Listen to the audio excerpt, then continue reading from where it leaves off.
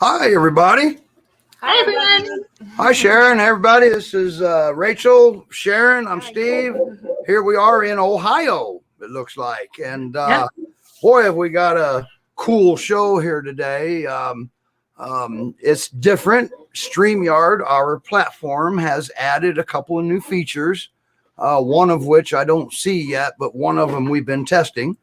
We're supposed to have a network meter here somewhere along the line, but I don't see it. So, but anyway, wow, what a great show we got coming up today. We're going to jump right into our Ask the Trainer segment first. And sounds good. Before we do that, I got a little surprise for Roman.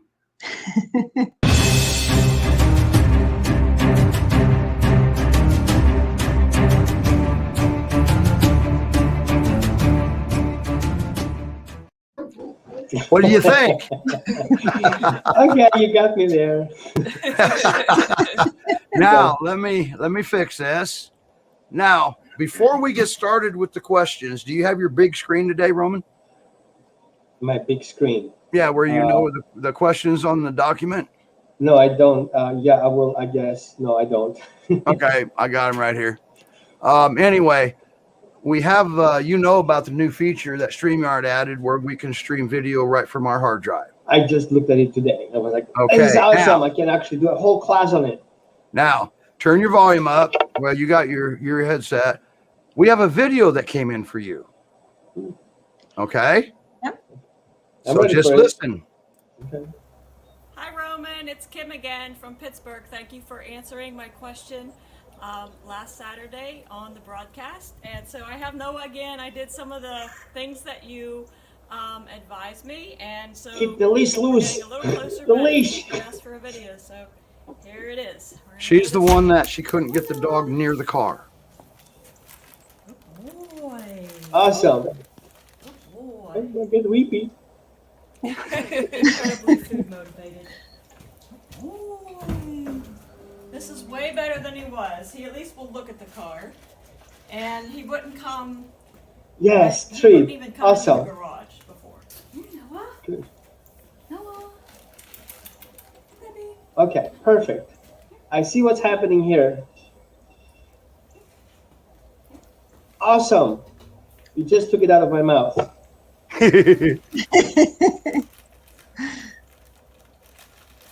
No?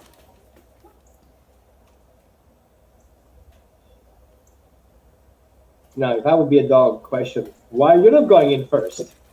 So we kind of get to a standstill about right Good. here. Okay, we take it from there. Perfect. I don't This know is whether this to is go exactly what I was smarter or talking just about. Yep. Yeah.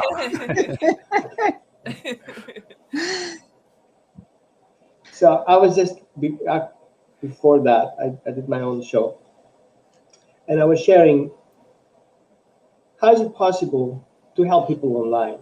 And so we see this person I never met in person.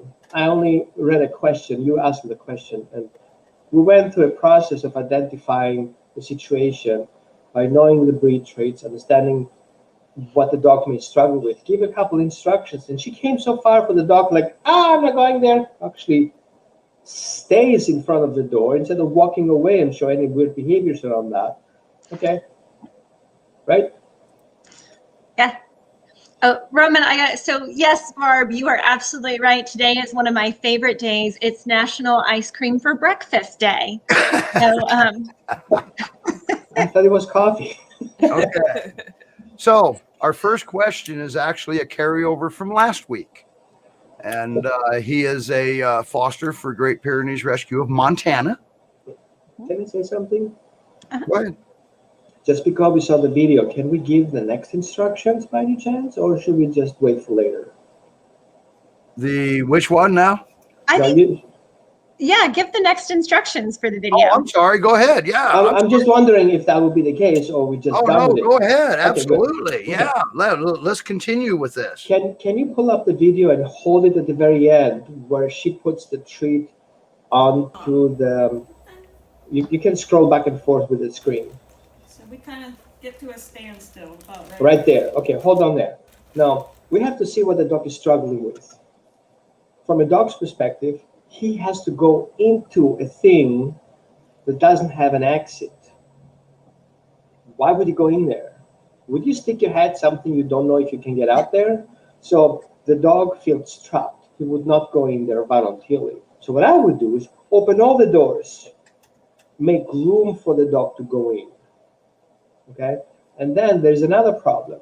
He has to physically put his paw on it. Then he has to put his second paw on it. Then he has to put his third paw. Wait, what?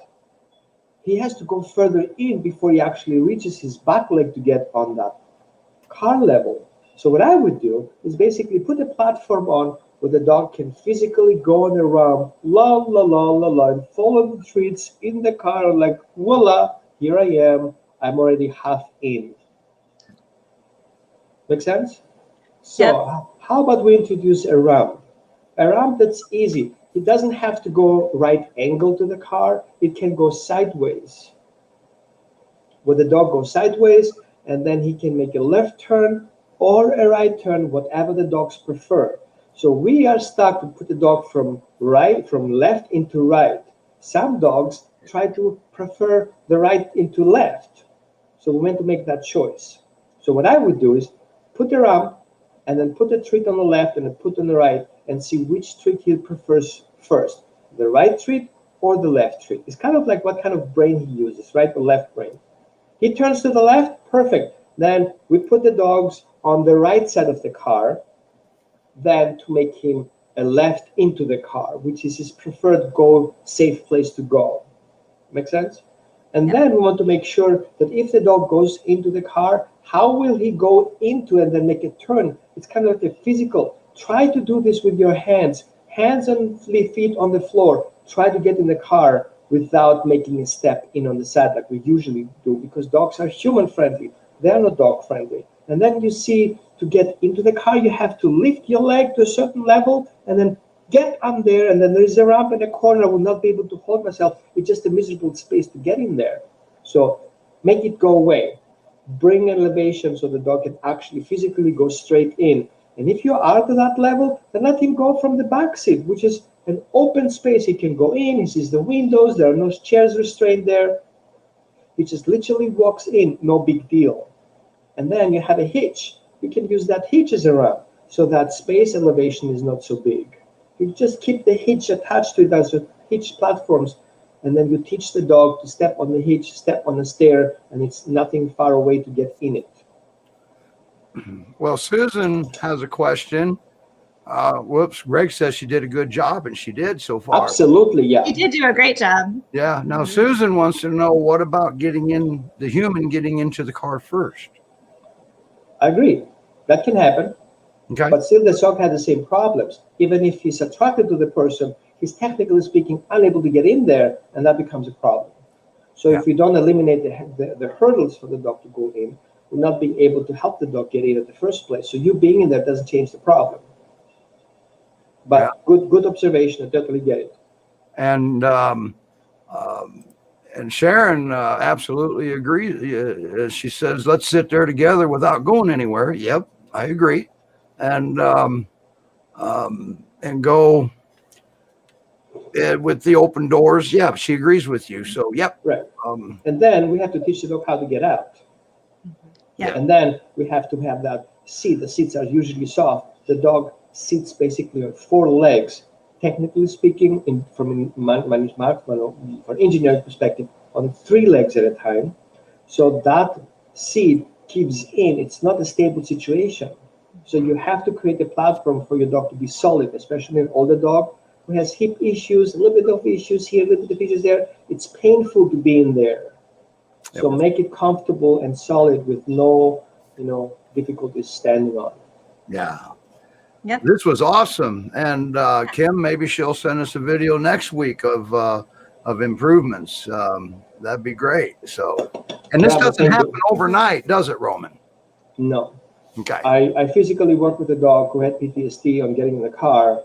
I worked with him for 3 weeks to actually be able to get out the driveway and actually get to the car and be physically able to step on the bar to get on the ramp. So teaching the ramp, teaching the car, teaching the ramp and the car, teaching the car with the open ramp, without the closed ramp, and all these different versions and options those people ever will face taking the dog out to the vet or something like that. Yeah.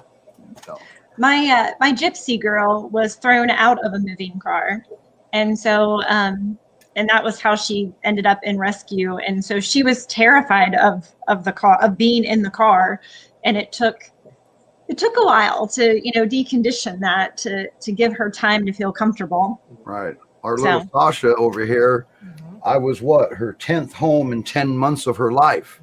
So kind of pretty much every time she got in the car, she lost her home.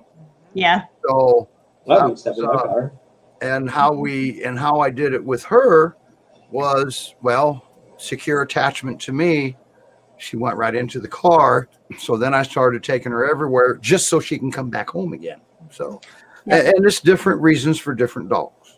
So I used the crate to transition the dog. He felt safe in the crate. Then I moved the crate in the car, and then I had the crate. Right. The dog jumps in the crate in the car. Yeah, absolutely. Yeah. Okay. There are different ways to get to roll. So are we ready to move forward, Roman? Yes, next. Kim, thank you for that video, and keep them coming. Yeah. So, and anybody can do the video like what Kim did. This was a very pleasant surprise for us. So this is great. So like I started to say, our first question is from last week. He's a foster for Great Pyrenees Rescue Montana. And I'll just read it. I have a foster fail from Great Pyrenees Rescue Montana who was abused and had a rough start to life. He is very loving to us, but still has some quirks. Will bite, but not break skin when someone touches his collar. He loves other dogs, but takes a while to warm up to people. He has severe anxiety when people are at our house, or he has to go to the vet or crowded places. Any suggestions for a highly anxious dog? And that's from Chad. Okay, so the first link is we're dealing with trauma. And when we're dealing with trauma, we have to understand how this is happening. There's trauma and there's post-traumatic trauma. Mm-hmm. When let's say, for example, I have a knife and I cut with a knife, and then I cut my hand. Oops. Right? That's a trauma. If somebody takes my finger, put it on the table, and takes a knife and cut it, and there's a whole event around that, that's a whole different story. It's just not cut my finger with a knife. It's somebody forced me to do something. There's an emotional thing going on. There is a history of that event that escalates to a point that I have no control of, and it's not in my power, and I'm the victim, and boom, it becomes a deeper situation. Now that is stored in the body. And of course, if I cut myself with a knife, I'm not stupid. I'll just put my finger underneath the knife. It happens all the time sometimes because it's not PTSD.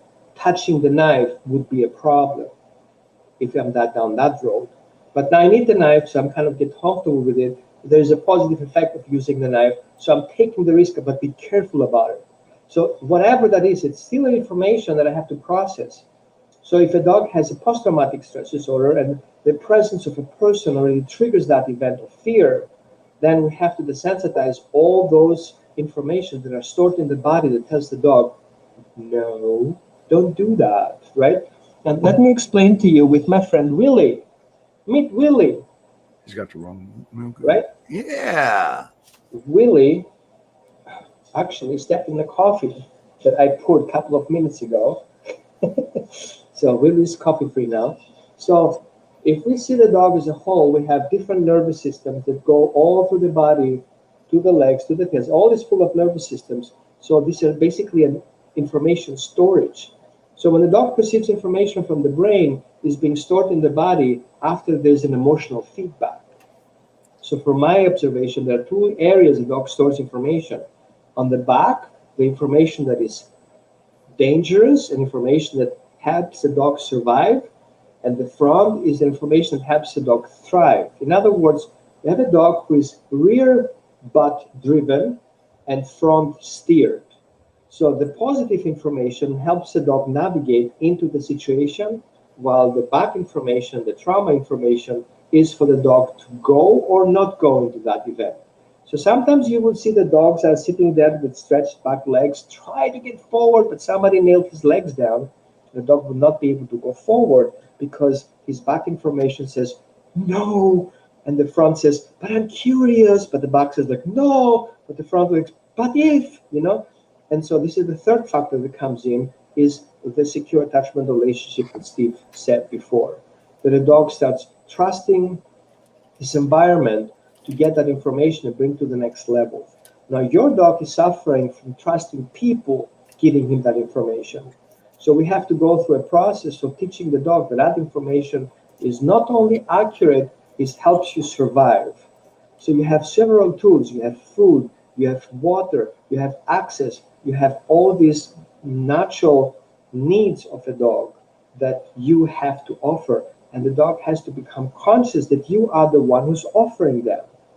So being polite and drop the food on the floor and leaving him, it's not going to cut the deal. Okay? Then you have a body posture that affects the dog. How are facing the dog is maybe the issue versus not facing the dog. And there is a rule of thumb that I always use. A dog's butt never bites. A person's butt never attacks a dog. So turn your booties to the back and let the dog see it. That you have intentions to walk away, likelier than intentions to go towards the dog. So your intentions matter. So your dogs are curious. What they need to gather information is their nose. And that's why if you've observed Lily, you see that the nose is far longer than the eyes. And you have the nose, you have the eyes, and then you have the ears. Why are they in that position? Why are not the ears in front and the nose in the back if the dog will only see to make decisions? So use the dog nose to process the information, gather the picture. The eyes are just to orient himself in relationship to his environment, and the ears, which are turnable in all directions, are just to gather additional information. So shut up, don't talk, don't show him anything rather than let him smell how you feel like. And let him sense how your emotions are. Are you a guy who wants the dog to take the treat? Take that treat because I want to heal you, I want to help you. Or you're the person who says, hey, buddy, whatever you need, you get it from me. Here it is, it's yours. I pay attention. I'm just don't bother. I just mind my business. I'm just sitting there and wait for you to get that treat whenever you're ready. I have no bad intentions. Good. Without saying anything, of course, right? And that dog picks up that you are not a predator. And especially if you have a guardian breed who are bred to have that sense of predatory intentions, he needs to feel you whether you want him to do something or you're offering him to do something. And that's the switching point. Make sure that your body language doesn't say that you're a bad person, when in reality you're not. Take that hat off, take your glasses off, show your face, show your facial expressions, because people who are angry usually look angry, and the dog sees already that, and why is my dog looking like that at me? And basically give him their own feedback. So if you give your dog a reward, it has multiple facets, physically, emotionally, and what else? Any other rewards we have? We have physical, we have emotional, and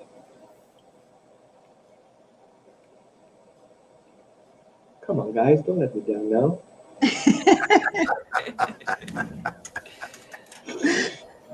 All right. Sorry, I was on mute. Sorry, I was queuing up the next item here. Gotcha. I don't know. These are the only two we have. All right. Emotional and physical. We are in 3D world. Mhm. But one thing we can do is we can add affection, food, and appreciation, and make that a nice triangle. So if you give your dog a reward, good job.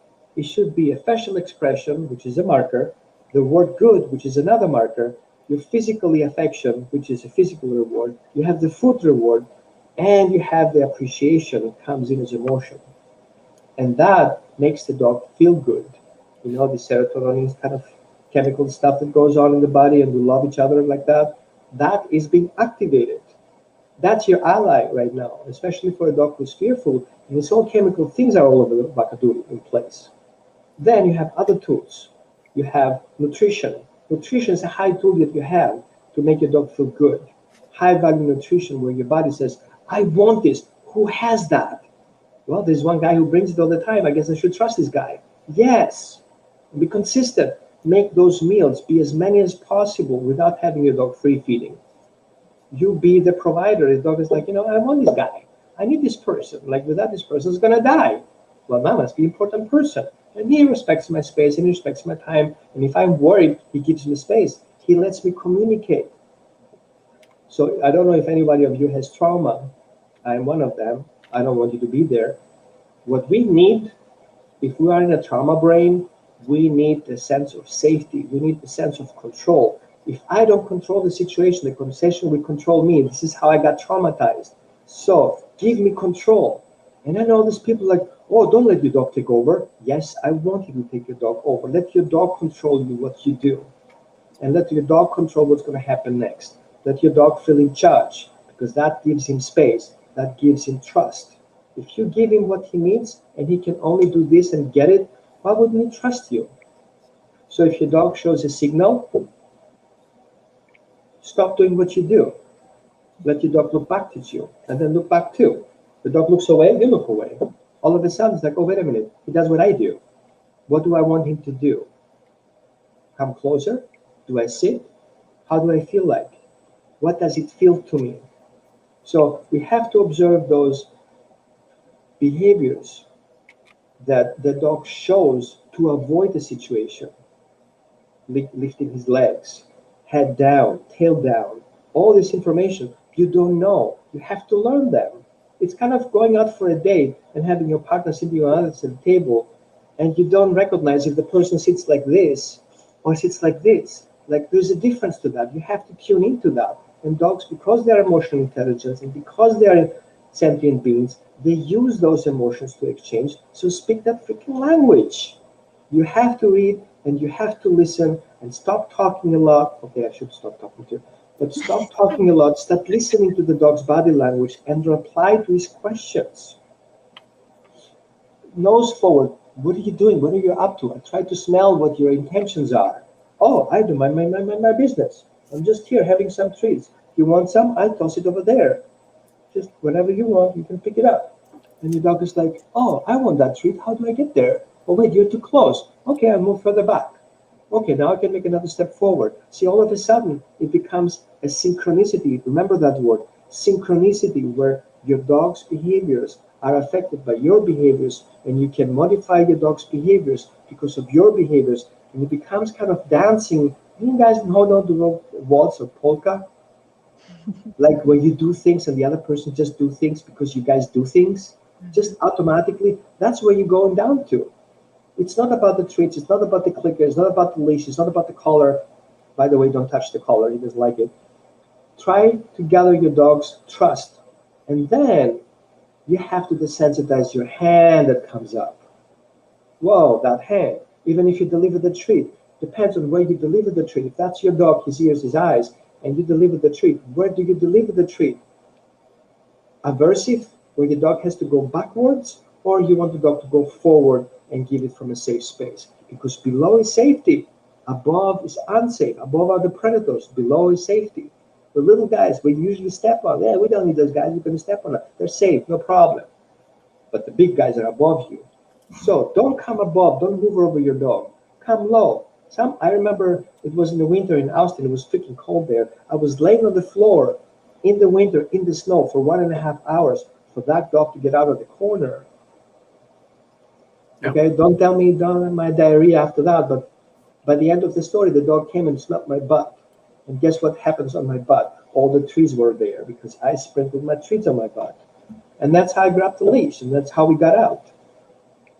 So trust your intuition, trust your guts, see it from your dog's perspective, see your dog as the victim, and you are the one who offers help. You don't force your help onto the dog. You don't go further steps that he can handle. Right. Okay? Sometimes having a second dog with you will help you. I use sometimes Willie. Willie is a real name of a real dog who looks exactly like him because he's painted. If you see somebody painted over it, we used Willie to help another dog get comfortable with Willie, proving him that Willie is not always what he looks like. So teaching him how to approach the butt first and not getting hurt and beaten and killed almost is a safe thing to do. And now Willie has two girlfriends that before he couldn't even see one from far away. So Willie is a happy guy. Yeah, good. This last question here, you pretty much just covered it, some of it here. It says we rescued a 1.5-year-old male peer about a month ago. He gets along extremely well with our other dog, an 8-year-old German short-haired pointer. But any other dog he has met, he has been aggressive towards. Any tips on introducing him better, or how to better socialize him with other dogs that are not in our house? Our families have multiple dogs and we're around them frequently with our dogs. So we need the dogs to be able to eventually be around each other. So if I understand the question right, the person has multiple dogs in the house, but the dog only does good with one dog. Is this correct? That's what it's looking like. Yes. Oh, I thought it was the dog gets along with their dogs, but they get along together. with their dog, but not other They get dogs. together with other family members in different households, and those family members have their own dogs, and they all get together to socialize with all, I stuck with their current 8-year-old a short-haired pointer. Right. He gets along fine with him. I start with an example that happened to me. I went to an event presented by the Japanese embassy in Greece, and I was from a Greek situation, from a government department. And so, hi there, hi Lily. And then I went to the Japanese embassy, and we were greeting the ambassador. And what I would do is like, and I got a pinch of my back. I'm like, what happened? Don't reach out your hand, man. What are you doing? I'm like, wow, what did I do? I just reach out my hand. No, you don't reach out your hand. Just greet them and keep walking, thank you, keep walking, don't look back, thank you. And I was like, that's weird. We just embrace as we have each other, kind of thing. And so this one actually become aware that even we are the same species, and even we have similar languages, we have different cultures, and we have different gestures, and we have different, let's call it, rituals. So some dogs who are not socialized don't understand different rituals. So what one dog perceives as normal, the other dog sees as abusive. What the other dog says, that's what we do, like hang out with my friends, no big deal. The other one's like, they're my friends. So we have this issue going on. The dogs don't speak the language. They're not fluent in their language because they've never been socialized to speak that language. So they don't know what's happening. Usually one dog who is usually a good dog who understands the needs of the other dog, so he can adjust his behavior according to the other, what we talked about the synchronicity before. And the dog recognizing, if I do this, he does that, and he does this, I do this, and so I'll just do this to trigger that, and maybe I invite him for a game because we just want to play here, right? And the other dog responds, so I'm going to give a little bit more of that, so it becomes a constant interaction, and it goes up and up and up to become a bond. So, is it necessary for your dog to get social with other guys? Yes or no? If yes, because of family situations, and I have one of those cases. Actually, I got a message this morning of a person, I don't remember where she's from, where her dogs causes a family situations because the dog cannot get well with other family members' dogs, same thing. You have to go step by step. You have to teach the dog social skills. You have to teach the dog that those certain behaviors are not threat. So what I use is a threshold training, which means under threshold, at threshold, over threshold. I think we had kind of in the conversation in the past. You as a handler, you should recognizing where the threshold is, the emotional threshold. How long can your dog handle the situation? How far into the situation you can get. So stay out of that.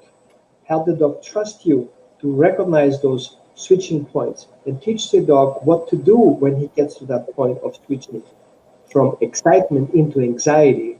So what we want the dog to do is we want the dog to turn to you and tells you, hey, I'm going to lose my poop right now. If I make another step, can you please help me? and then you have your tools ready and says, sure, look, let's go away, go in the other direction. We don't need to go so far. Once we are safe and everything calms down and you voluntarily sit down for me because you know I have something and the only way you sit is because you feel comfortable, then I will take that as a message. If you're ready to go for the next adventure, let's go back to that safe place that we felt before you told me you don't feel good. See how do you feel now about that space. And you see you're going to run an inch or 2 or 3 or maybe a foot, maybe 5 feet, 10 feet. So work your way up and teaching the dog when you get to that threshold, instead of going bunkers, make a U-turn and walk away and let's start all over again. Because so far nothing happened, right? So we're safe. And some dogs are pushy, bully, disrespectful. It's a dog park is a no-no. So what you want to do is you want to start getting those dogs who you feel are in control of themselves. Come politely to the fence, smell around, bring your other dog, the good dog that help your dog get and go. Get them first, see how he responds. The dogs he avoids, that's a no-no. The dogs he wants to interact with, these are the good dogs. So you want to capture those and says, hey, Frank and Mary, how about you guys arrange a meeting? I want only one dog to come and we're going to take for a walk. Going in the same direction, doing the same thing. Stay out of that threshold so the dogs can look at each other but not reacting to each other. And then slowly, slowly, as things get comfortable, we get closer and closer. And then we go opposite directions and we go in the same directions. And then we get closer. Only so you are on the inside, the dogs are on the outside. And you walk your path of happiness. Nothing can happen because you are in between, right? Everything is safe. And then all of a sudden, the one dog goes ahead of time. And then the other dog has the chance to smell the butt. This is the butt, that's the entrance, that's the smell. Usually all the information comes from here. What I ate yesterday, how I smell, how I feel, or is in there, right? And so the dog comes in, sniff, sniff, sniff, it's like, ooh, I like this guy. And then let the other guy smell it. And so it depends on how those interactions go, how far you can get. I cannot give you that answer right now because I don't know the other dogs. But you know what? It's something we can handle. So a video recording, as you saw with the other dog on the car, would give you a lot of information to see how your dog responds to a fake dog. So what I would do is get a fake dog. Amazon, you go online, you go to my website, click on that link that says recommendations, go there, recommended items, and find one of those dogs that I think are perfectly examples of how a dog should be looking stupid. So every dog is triggered. And start on working on that dog, teaching the dog that if you agree with that interactions, that dog is safe. So if your dog has an issue seeing a dog and his sympathetic system triggers because you know dogs are killing you, in that case he says, no, actually not. So 50% chance is one of those guys who don't do anything, just standing there doing nothing. And your dog was like, okay, let's try that. That would be my suggestion. Right. How many decoy dogs do you have? 3, including a cat. Including I have Sandy. She has to be retired 3 years ago, but she's still holding on to that. I have some staples her. Basically, her guts already twice out. Her brain is fractured. I think she definitely has like 3 or 4 fractures in her brain. She's totally sexually harassed so far. She's still holding on to it. I kind of keep things together with a scarf.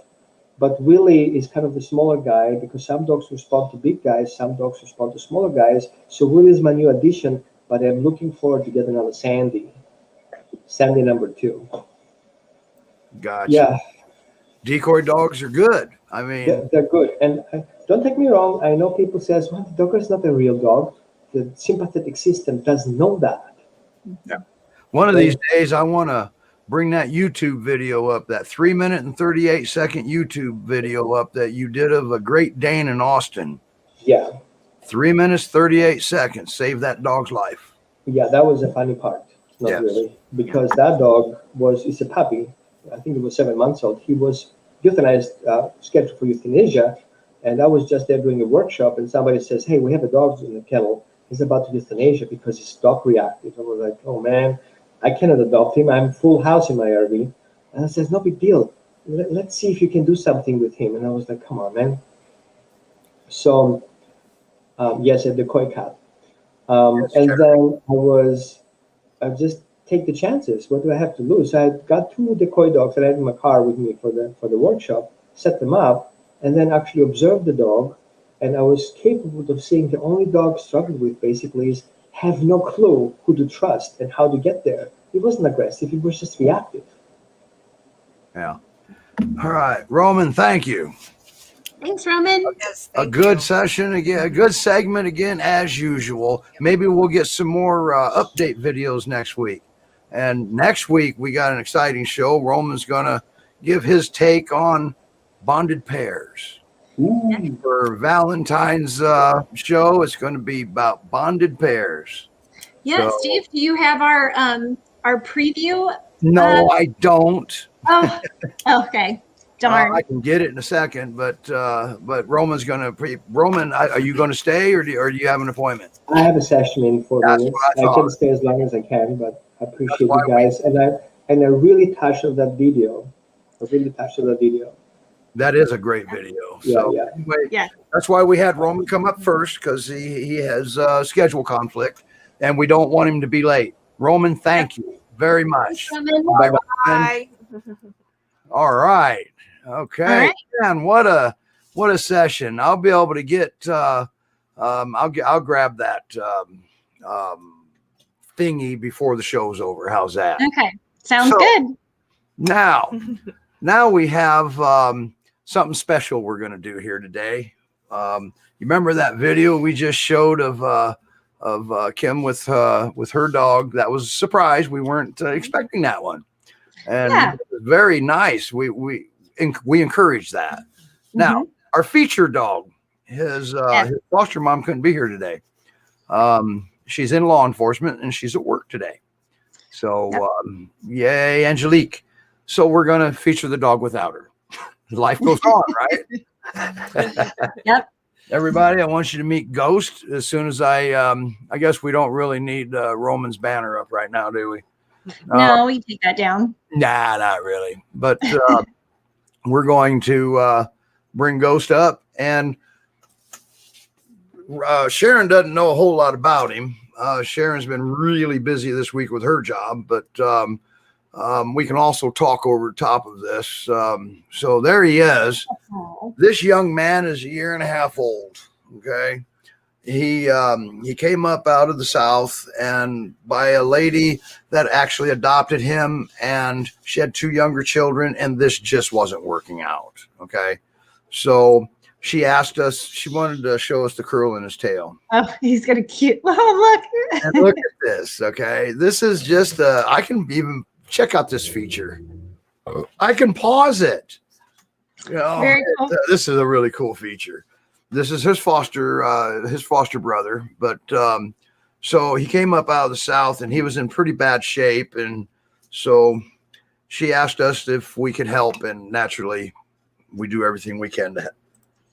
Yeah. And so now he went to another home, and I can't remember what happened there, but he went to an adopter that it just wasn't prepared for him. And so he was returned to us. He had his tongue stuck out in that picture. Well, and she had made a comment that she told him to do something, and he stuck his tongue out at her.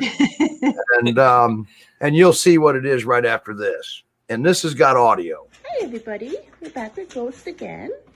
One of the things I do with my fosters is I always use sign language when I'm giving them commands, because as dogs get older, they tend to get hard of hearing sometimes.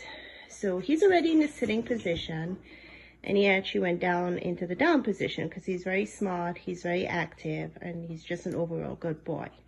So since he's down, I'm going to tell him to go up. Good boy, give him a treat. And down. Good That's boy. awesome. Yeah.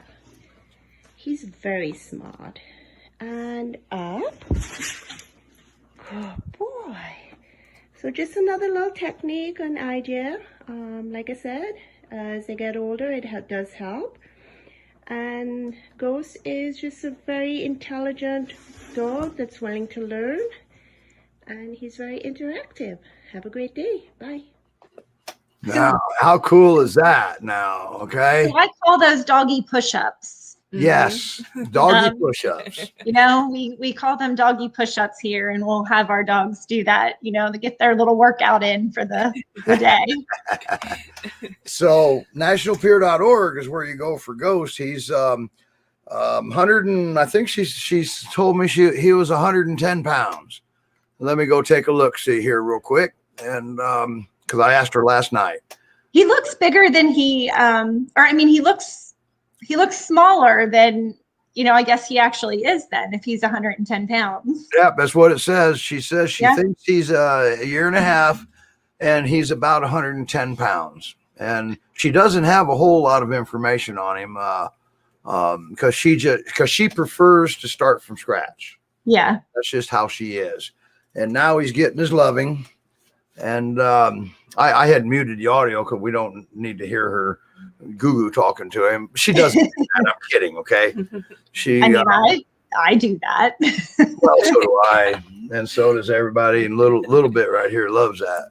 But nationalpeer.org, right there, Ghost. You can read all about him, and he needs a special home with no kids. Okay, and here's a little write-up she wrote. Definitely need an adopter to continue to working with him, preferably an active person, no kids because of his past history. He doesn't like cars when walking on a leash, but she's working on that too. Yep. Walks great otherwise. She says she always uses a harness. He's got food resource guarding. Easy fix, feed him separately. Now he has to be in a separate room, she said. Okay. And it's an easy task, she feels. She just he's doing it because he had such a crappy beginning in life. I love her wording, her terminology. Well, and you know, some dogs will just have that issue, that resource guarding with their bowl of food, and they don't carry it over to other things. You know, and some dogs are a little bit stronger resource guarders and guard more things. So I've got his link. You can click on it in the description of the broadcast, and we're going to move forward. Yeah. Because Sharon is going to take the stage now. Oh, my turn. So what's this about again? What? Hang on. Let's look at the comments real quick. Okay. Okay. Rhonda Lee has a comment here too. By the way, Carrie, the lady is asking about the decoy cat. She's she's a foster with Indy Great Pyrenees Rescue. Okay. And she has a dog she's working on getting to the house that, well, he needs a little bit of work with the cats. All right. So that's why she asked about the decoy cat. Yeah, actually, I think I may have to look into getting one of those to help Mabel with our barn cats. The struggle with that is that our barn cats are not friendly to dogs. So yeah, that kind of makes it a little challenging, doesn't it? Rebecca said that Pee-wee said hi to the puppy that barked in the background. That was little Miss Sasha, probably. Sasha. Okay. And Rhonda Lee says, except for the ears, he looks very pure. Yes, he does. He had an injury on his ear. Okay. And he's been through a lot. Just like Angelique said, he had a crappy start in life. So overall temperament on. Sorry, Sharon. Here, no, go. Let me. Go ahead. His overall temperament, from what I understand, is he's very loving. He's got a few little quirks. He has resource guarding issues primarily with his food, with other animals. Okay, not with humans. She hasn't had that issue. All right. No kids because he gets just anxious, and he's he's active. He's only a year and a half old. So, and that's her perspective on that. And one of these days she won't have to work on a Saturday, and we're going to have her on here. Okay? And Nancy absolutely loves the ears. Okay. Yep. So do I. That's his trademark, is his ears. No, not that I know, Madison. I don't think he has separation anxiety that I know of. We can look that up and get you an answer and come back next week and I'll have that answer for you. Yep. And Mr. Pee-wee's back up again. He said he said hi when he heard dog bark. So now is it my turn? Now it's your turn. So we wanted to talk a little bit today.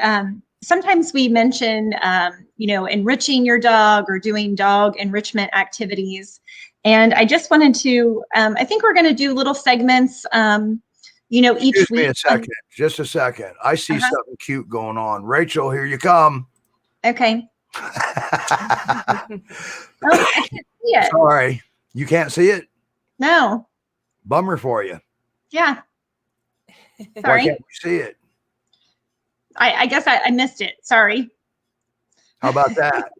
Now I can see. All right. Anyway, go ahead. You can do the enrichment. Because Okay. maybe she can demonstrate enrichment for us. So we wanted to just talk about a couple easy things to do. One is to use a slow feed bowl. And I always thought the slow feed bowls were something that you use for dogs that eat too fast. And otherwise, why would you need one? But actually, it really stimulates the dog's mind because they have to figure out how to get the food out of the area. So they work a little bit harder. And they really, some people think, oh, well, that's mean, but it's really not. They really enjoy actually having to kind of search and get their food. You can also use these. You can use dry kibble in there. You can use canned food in there. You can spread peanut butter inside. So you can do all kinds of different things with it to kind of help, help make it a little bit different challenge. There's also, so this one I got this one from Chewy. It was like $6. But I got a pink one from Chewy that Mabel has right now, and she wasn't willing to give it up. I love it. Yeah. So she didn't eat her food this morning. She kind of likes to graze a little bit more. So I wasn't going to take her food bowl from her, but hers actually has nothing in the center and then like bone shapes kind of across, like around the area. So what I do is I'm switching out hers and Ava's. So one, every 3 or 4 days, Mabel will get the blue one, Ava gets the pink one, and then I'll take the bowls and wash them, and then I'll switch. And that kind of keeps it changed it up a little bit. So they have a little bit different activity each time. You can also find smaller ones. So if you want to use it more for like peanut butter or canned food, you can find cat-sized ones. So they're just a little bit smaller. I'm waiting on that one you made. Okay. So Snuffle Check this out. Yes. This is awesome. So it's kind of like Sniffle, only with a U. It's called a Snuffle mat. Snuffle mat. Yes. So if you can see this. I got to see it in real life day before yesterday. Yeah. So what you do with this is you can put food, you can put treats, you can, and I'm a little bit OCD when it comes to putting the treats in. So you can just drop it. Uh-oh. Oh, look, you've got one. Yes. I thought she left, but no, she went to get her snuffle mat. Went to get hers. Way to go, Rachel. So Rachel, did you make yours? Mike's muted. You're muted, Rachel. Here we go. No, I didn't. I got it from a friend of mine, so I'm not sure if she made it or not. But so I'm going to show you guys. Let's see it again. I'm going to show you guys how to make one. They're really easy to make. All right. Yep, I bet you she did. I bet you she made it. Wow. Okay, You're going back big, Sharon. Okay, so you can put the treats in the beginning. When I first used this with Mabel, I kind of put a few down like inside, but then kept some closer to the top so that she kind of got the idea of how to use it. Steve, do you have that video of her actually using the Snuffle mat that I sent you? You sent me a video? I did in Messenger. Right here in just a second. Okay, I promise. So in the meantime, I will show you how to make one. So this is just a rubber sink mat. I got it on Amazon. It was, I don't know, $5 or $6. You might actually be able to get these at the dollar store. But just a rubber sink mat with holes. And then you cut your strips of fabric. Let's see here. So again, I I did a pattern with mine, so I have like certain colors. But what you do is you take the 2 holes, so the first 2 holes, and you put the strip of fabric. Sorry, guys.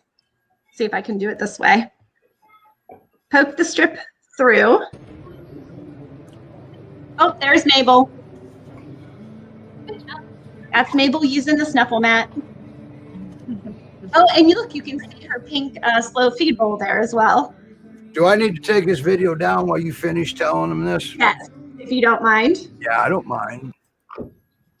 Okay, so you've got it through Mabel doesn't mind. 2 of the holes. You just tie a double knot. Let's see if I can hold this up here. And you just do that all the way across. So if you look, that's kind of the way you go all the way across, horizontal first, just every 2 holes. And then, if you can see on this one, you go vertical and you do every 2 holes going this way. And so it makes this kind of pattern on the back. You can do it I mean, there are different ways that you can do them. This was just kind of the easiest one that I found on YouTube. There's all kinds of videos on YouTube on making these. Someone at Carrie, you asked if it's fleece fabric.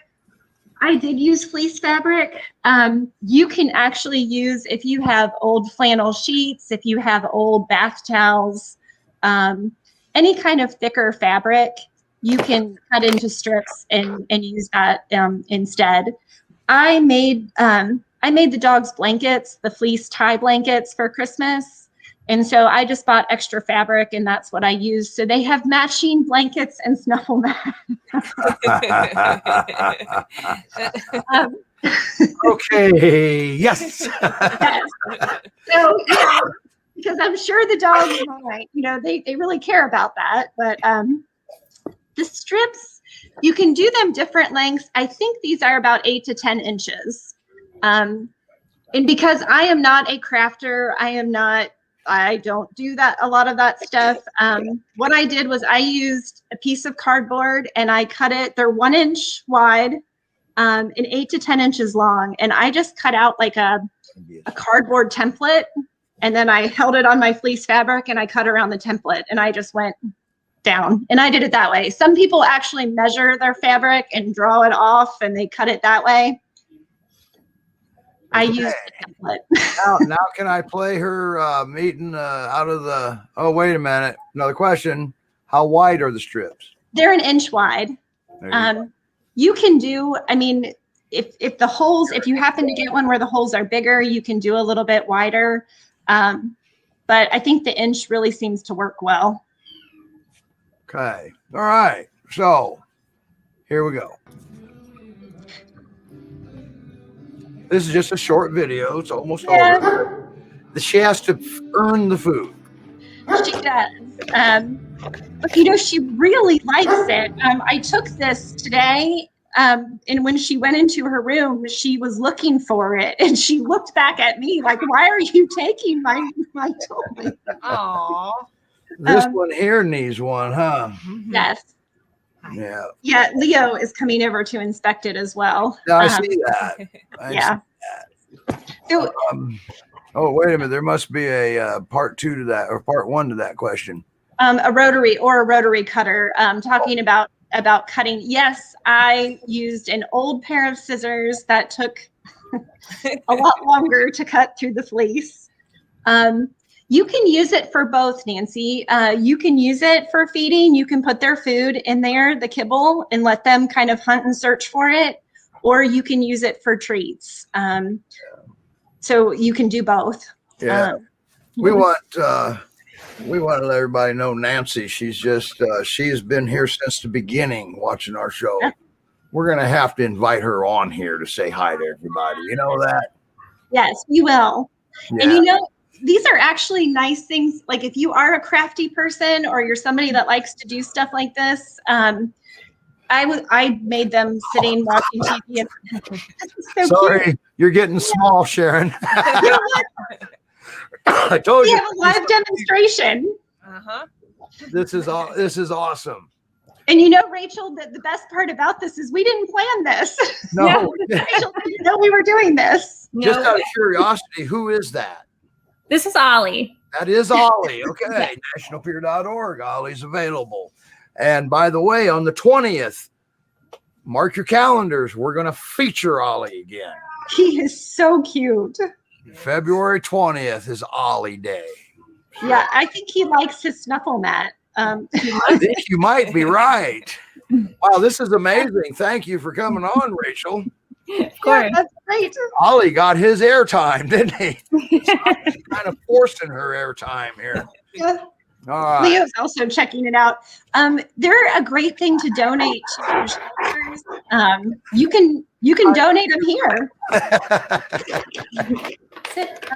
I mean, if you make one, we will make sure that some of our kennel dogs get them. We do have in boarding, and this is a great mental stimulation activity for them.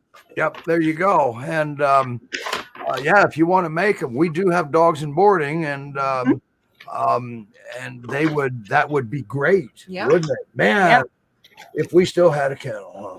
Yes. Anyway, so wow, thank you, Sharon. Now, are we continuing on with enrichment? So I think That's it for today. I think that's it for today. We'll do some more because it's getting kind of late. Let's do some more next week. time. Okay. Now, I want to jump up to some news here before we get a little bit. We're going to run a little bit overtime, folks. So, anyway, I want to get up to a little bit of news here, and this is kind of an important one because we featured him last week. Thank you, Ashley. Bear is having the surgery this week to remove that toe. Oh, wonderful. And they still need more donations. Okay. And they're that's not it's not a hip replacement surgery, but it's not a free surgery either. So to donate, you got to Great Peer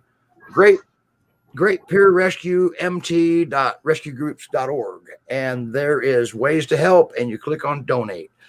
I didn't put that banner up for that because I forgot, but I did put the link for those of you watching on the Great Pyrenees Rescue of Montana page. There's a link there.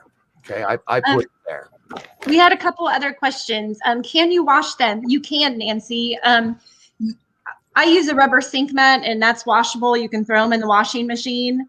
Some people use like a thicker piece of fabric. You can use like an old drape, like old curtain, the thicker fabric, but you have to cut the holes in that. And I wasn't about that. So I ordered the sink mat. Okay. That made it easier. There's a heck of a question. Where can we send one to you? So if you have one made, if you make one, let us know, and then we can give you the address. You can just message either myself or Steve, and we'll let you know where to send them. Yes, we will. Because Carrie, there is an address on the main Facebook page, but that would not be the address to send it. That's not the address, right? Yeah, that would be our corporate address, but not actually the address to send to the dogs. That is correct. And we would distribute them to the local dogs here. Now, if we get dogs down in Tennessee, we will get you that address also. So we'll be the hub here and direct you where to send them. How's that? Yeah. So just message us when you have one ready, and we'll let you know where to send it. Right. And if you're talking about Biff, if you're talking about getting one off of Amazon, let me know, and I will just add it to the wish list. Yep.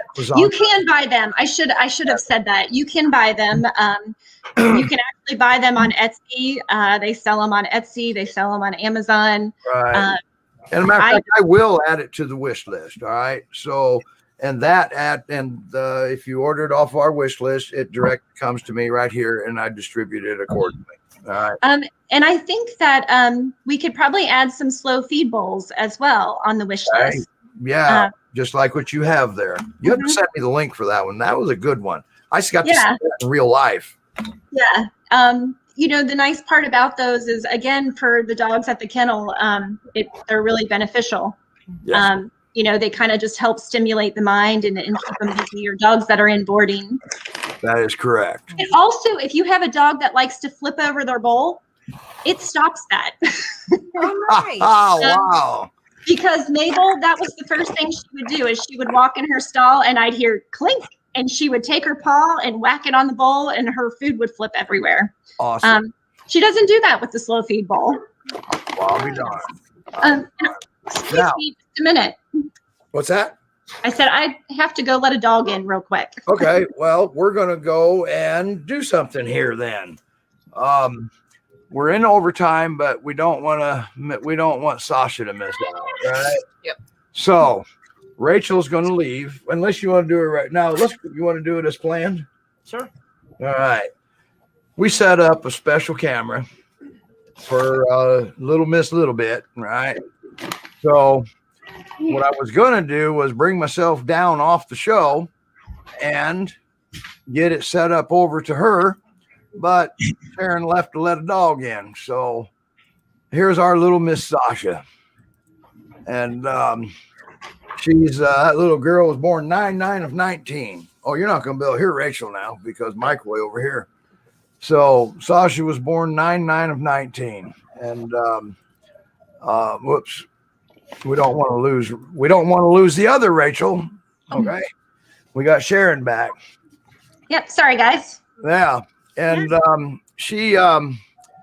so she's, as you can see, not much of a peer there, is there? Well, that's because we have this little app called Dog Scanner. Okay. And I took about 4 or 5 different pictures and I average out what the dog scanner thinks she is based off of pictures. And that came up to all 4 of them. The predominant breed in her was Kuvas. Okay. And then 11% of her was Great Pyrenees and 10% of her was Maremma sheepdog. So she might have been related to Chessa. Maybe. All right. So, but that's the little girl. We're not going to feature her today. All right. Because that's not what we were here for. But she wanted airtime. She told me she wanted airtime. And look at that bandana that my wife put on her. I love the bandana. I was just going to comment on that. It's so cute. Yeah, so. And I love that the snuffle mat is still going strong over here. Yeah. And I was just fixing to make her big. And sorry, the other Rachel, I was told you I was going to warn you, but sorry, there's no warning on that one. And look at that. She's using Zooks as her training trees. So, Yeah, they're perfect. now Sasha's pounding. So we got to get her back on. She started to pout. NationalPeer.org. She's public. And you can look up Sasha in Ohio. She's going to take an experienced owner, very patient. And I am extremely serious about patience. Okay. Yeah. Look at Rachel shaking her head over there. Not Rachel in New York, Rachel in Ohio. Okay. This is a problem. And look at that. Sorry, Sasha. We got to go back to the Zooks. Wish we could afford Zooks. Well, you know, Bag. I will I'll buy Zooks and then I'll take the milk bone, chewy treats and I'll break them up into tiny Zook sized pieces and use those too to kind of make them smaller. Nice and small for training. Yep. And they really have to hunt for those. Right. Keeping them occupied. Yes. We got. She doesn't relax very well. That's one of her. Oh man, look at this. We got a close up of that snuffle mat. Everybody remember the word snuffle, right? It took Steve a while to realize what I was saying. I had no idea what snuffle was. Okay. Yeah. She's 10 days older than Rebel, huh, Gay? And Nancy, you're absolutely right. She is a very pretty girl. Yep. So, and she is not the same dog that we got when we got her into rescue. Okay. And she has really she has thrived. Everybody thinks I should keep her. Well, at my age, I ain't keeping no puppy and I don't care who they are. All right. My biggest fear is that my dogs outlive me. So anyway, there we go. Now She looks pretty happy there. Now we have more news. Okay, so I'm going to put the camera back on us, and I got to change camera back. So let's turn this back on first. Now we're going to change camera back. This is getting confusing. There's got to be StreamYard's got to come up with a better way. All right. So anyway, now we have more news. Okay? We do. And let me get over here to this. Yep. Oh, all right. And look, sorry. How about that? Leo's. Look at that. You know, anybody know what that is? That is the Love for Lenny t-shirt. Those are the actual t-shirts. Yes. I didn't realize we had the GPPR logo on looks like the front. Maybe the back. Nope, looks like the front. And do you have that up where we stand? Yeah, sorry, Leo's barking. He saw the tractor go by. How dare a tractor go by? I know. So the Love for Lenny 5K, they are $185 short of their $8,000 goal. So $185? $185 short. Come on, everybody. Let's get busy here. How can we be $185 short? Yep. Right.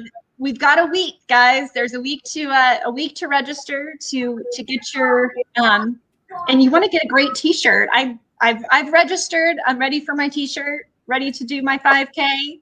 That's right. The dogs are ready. And that's an awesome looking t-shirt too. Sorry.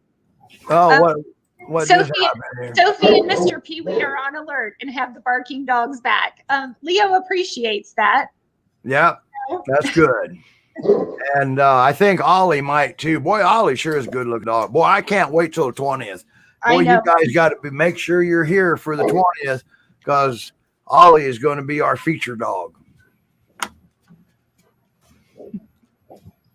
He's kind of busy too. Look what that snuffle mat does. Look how long he's been doing this. Yes. No, they're great. And that's, like I said, they're great for any dog. It's really a great mentally stimulating activity for them. But really great for dogs that are in boarding or in a kennel as well. And Ann just said that they're mailing the t-shirts were mailed out today. Hey, can't wait to get mine. Yay, and thank you. You made it back in time for the show. Good, nice. But we're still short $185. So come on, it's only $185. And you know, the one thing too is if we go over the goal, you know, if they meet their $8,000, the surgery is expected to be anywhere between $8,000 and $10,000. So it'll just help cover it if the surgery is more. And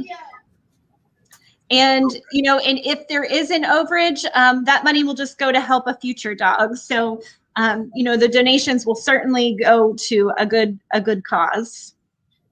And I'm looking, I do love that. I just love, Rachel, that you had the snuffle mat ready. He really needs a lot of enrichment just because he's a busy boy. So it keeps him happy to be busy. You know, and Mabel is the same way. She's very busy and active. So, you know, the snuffle mat, the slow feed bowls, those have all been really helpful to use for her. Wow. Check this out. Oh, Christine, that is so wonderful. Thank you so much. And if you're still watching, I hope you see this. And Ashley's registering now. Wonderful. Yep. Great. Well, I think they're gonna pass their goals. So that's so exciting. And like I said, the surgery is expected to be anywhere, I believe, between 8 and 10. So this will just help if it does end up to be on the more expensive side. And if it does end up, you know, to be on around the 8,000, then anything extra will just go to help a future dog in need.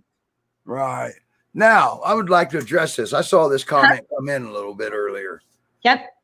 We have dogs that get along with cats. We absolutely because do. One doesn't mean the next one doesn't get along with cats. Right. We actually have a lot of peers that that do great with cats. My first peer, we had 2 cats, and they were best friends. The cats would actually sleep on her back. I have pictures of them piled up on her back sleeping. Yeah, that's right. That's right. So Ollie loves cats. Ollie loves cats. yeah. Here, take over for a second while I get a dog out here, okay? Okay. And Anne says, thank you from Great Piers and Paws Rescue. We're so excited, Anne, that we're able to help meet the goal. And, I'm excited to do the walk. I'm excited to post. I know there's a hashtag. If I could take myself down, it would show it. But I think it's L4 or L4L5K. So that will be the hashtag to post pictures. And Here, I'll fix that for you. I'll fix this for you, Sharon. Okay. How about this? Yeah, there it is. I did have it right. Hashtag L4L5K. Yep. So if you guys have registered, make sure that you're posting your pictures on social media with that hashtag, because there are contests and prizes, I believe. So you'll have to check that out when you register. Yeah. And put the hashtag up also. Thanks, Anne. I had to say it in my head as I was doing the hashtag. Well, thank you. We love what we do too. We do. Yes, we do. Or we wouldn't be doing it. Well, and some of us, we just do it because it just needs to be done. All right. And wow. And don't forget, just because the goal has been reached, that doesn't mean that it's over, because his surgery can be as high as 11,000. Okay.